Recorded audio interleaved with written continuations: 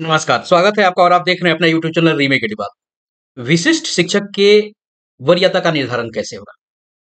आजकल बड़ा कन्फ्यूजन हो गया है और सोशल मीडिया पर अलग-अलग ग्रुप्स में और अलग-अलग प्लेटफ़ॉर्म पे डिस्कशन हो रहे हैं कि वरीयता का निर्धारण कैसे होगा? एक पत्र अभी कुछ हाल ही में निकला था डॉक्यूमेंट वेरिफिकेशन के लिए और डॉक्यूमेंट वेरिफिकेशन में भीड़ जमा नहीं हो, एक मॉब क्रिएट नहीं हो और पैनिक क्रिएट नहीं हो, तो इसके लिए एक सामान्य आपको अनुदेश निकाला गया और उसने आपको एक अलग से डिस्कस करने के लिए अलग मुद्दा खड़ा कर दिया।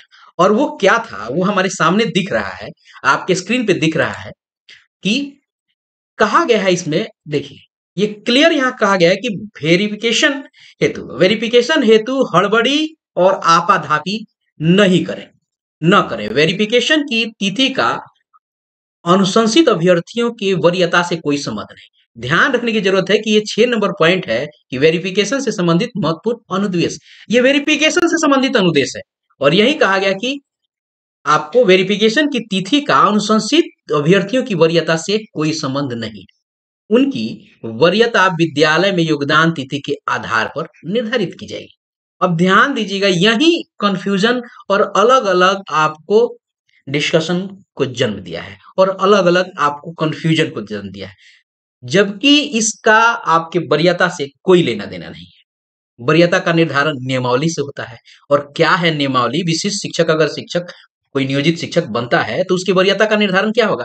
क्या इस सामान्य अनुदेश जो आपको वेरिफिकेशंस के संदर्भ में दिया गया है, इसके आधार पे होगा? बिल्कुल नहीं होगा इसके आधार पे। यहाँ वैसे भी कहा गया कि वरीयता विद्यालय में योगदान तिथि के आधार पे किया जाएगा, निर्धारित होगी। ये क्या आधार होगा? ये नियमावली से न तय होता है। तो इस वीडियो में हम आपको यही बताएँगे कि कैसे वरीयता का निर्धारण होगा और कौन वरीय होगा। क्या जो विशिष्ट शिक्षक बनेगा और जो पहले जाके जॉइन कर लेगा वो वरीय हो जाएगा अपनी कोटि में? ऐसा बिल्कुल नहीं है। ध्यान रखने की जरूरत है कि विशिष्ट शिक्षक वही बन रहा है जो पूर्व में एक नियोजित था। ठीक है? जो स्थानीय निकाय के अनुसार नियोजित था। किसके अनुसार? स्थानीय निकाय के अनुसार। ठीक है? अब देखना है कि उनकी वरीयता का निर्धारण कैसे होगा। क्या है नियमावली? तो आइए इस नियमावली पे नज़र डालते हैं और यहाँ से क्लियर हो जाएगा और इस कन्फ्यूजन की पूरी आपको जो ये पटकथा जो लिखी गई है, जो जिससे कन्फ्यूजन हुआ है, इस अनुदेश से वो सारा का सारा क्लियर हो जाएगा। आइए देखते हैं, ये जो आपने अभी देखा, ये मैं आपको बताता हूँ, ये गज़ट है और किसका गज़ट है? बिहार विद्यालय विशिष्ट शिक्षक नियमावली 2023 का। ये आपको बिहार गैज़ेट है। ये नियमावली का शिक्षा विभाग के द्वारा 26 दिसंबर 2023 को प्रकाशित है और इसमें ही वरीयता के निर्धारण के लिए इंस्ट्रक्शन है और वरीयता का निर्धारण भी इसी के माध्यम से होगा। तो कैसे होगा? 7वें नंबर अगर खंडिका पे नजर डालें तो कहा गया है वरीयता के संदर्भ में 7.1 और 7.2 से कि जिला स्तर पे विशिष्ट शिक्षकों की वरीयता सूची संधारित की जाएगी। विशिष्ट शिक्षकों की वरीयता संधारित की जाएगी जब वो विशिष्ट शिक्षक बन जाएंगे। यानी कब बनेंगे? वेरिफिकेशन डॉक्यूमेंटेशन के बाद बनेंगे। शिक्षकों की प्रत्येक श्रेणी यथा प्राथमिक, जैसे कोटि है हमारी ना, 1 to 5 है, 6 to 8 है, 9 10th है, 11 12th है, उनके लिए विषयवार एक अलग वरीयता सूची तैयार की जाएगी। अब आते हैं हम अलग वाले मुद्दे पे जहां ये सारा कंफ्यूजन दूर हो जाएगा। वो क्या है? 7.2 पे विशिष्ट शिक्षकों की वरीयता निम्नलिखित मानदंडों के अनुसार तैयार की जाएगी। अब वरीयता का निर्धारण कैसे होगा? यहाँ यही क्लियर हो रहा है। सबसे पहला और प्रमुख पॉइंट, स्थानीय निकाय शिक्षक के रूप में प्रशिक्षित वेतनमान प्राप्त करने की तिथि। ऐसा बिल्कुल नहीं है कि एक विशिष्ट शिक्षक जाके ज्वाइन कर लेता है 4 तारीख को और दूसरा शिक्षक जाके 5 तारीख को ज्वाइन करता है तो जो 4 तारीख वाला हो जाएगा वो वरीय हो जाएगा। बिल्कुल नहीं। उनके जो वरीयता का निर्धारण होगा जब वो एज ए नियोजित शिक्षक यानी स्थानीय निकाय शिक्षक के रूप में जब से उनको ट्रेंड वेतनमान मिल रहा है उस तिथि से वो वरीय माने जाएंगे। इनका विशिष्ट शिक्षक के रूप में योगदान करने से इस वरीयता का कोई लेना देना नहीं है।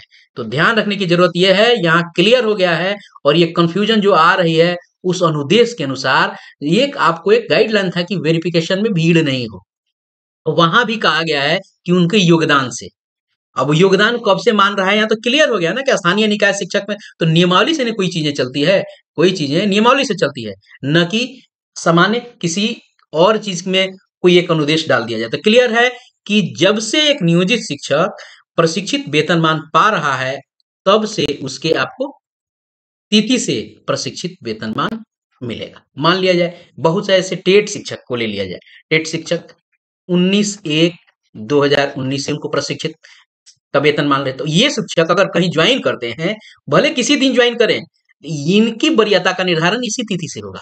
मान लीजिए कोई नियोजित शिक्षक जो पूर्व में जो नॉन टेट, यानी नॉन टेट कहने का मतलब इसको अलग अर्थ में न लिया जाए, यानी टेट से पहले जो बहाल जो हमारे शिक्षक मित्र हैं, वो अगर जिस तिथि से उनको प्रशिक्षित होने का वेतन मान मिल रहा है, चूंकि हर किसी का अलग अलग डेट है, इसलिए मैं उस सबको कोट नहीं कर पा रहा हूँ, और मुझे मेरे बहुत ध्यान में वो है नहीं वो डेट सब, चूंकि ये मेरे ध्यान में अभी आया है तो मैंने यहाँ कर दिया। तो वो जिस तिथि से प्रशिक्षित वेतनमान पा रहे हैं, उनकी वरीयता का निर्धारण वैसे होगा। और नीचे कहा गया है कि दो शिक्षक के मानदंड क के अनुसार एक ही तिथि में साझा करते हैं। मान लीजिए एक ही दिन वो ज्वाइन किए, मान लीजिए 19 को ही कई सारे शिक्षक, बहुत सारे शिक्षकों का प्रशिक्षित वेतनमान 19 को ही है, तो उनकी क्या होगा, उनका निर्धारण वहां से वरीयता का क्रम जन्म तिथि के अनुसार होगा। मान लीजिए अगर जन्म तिथि समान हो जाता है, तो अंग्रेजी की वर्णमाला यानी अल्फाबेट के नाम के अनुसार उनकी वरीयता का निर्धारण हो जाएगा, और प्रयुक्त मानदंडों में फिट नहीं होने वाले किसी अन्य मामले का निर्णय विभाग करेगा।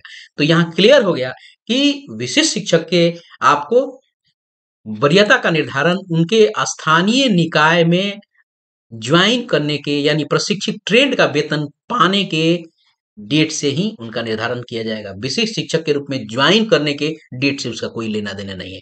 जब वो एज ए नियोजित स्थानीय निकाय में ज्वाइन किए होंगे, उसी तिथि से होगा। तो यही है इस कंफ्यूजन के आपको क्लेरिफिकेशन, स्पष्टीकरण। तो कोई सी कंफ्यूजन में रहने की जरूरत नहीं है, और कुछ भी पढ़ के और कंफ्यूज और भ्रम की स्थिति में नहीं रहनी है। तो इस वीडियो में इतना ही, मिलते हैं जल्दी ही नए कंटेंट के साथ, नए इन्फॉर्मेशन के साथ। इसी तरह की इन्फॉर्मेटिव वीडियो देखने के लिए आप हमारे चैनल के साथ बने रहिए, मेरा साथ देते रहिए, और आपका साथ और समर्थन आपके लाइक और सपोर्ट से बनेगा। तो धन्यवाद, जय हिंद।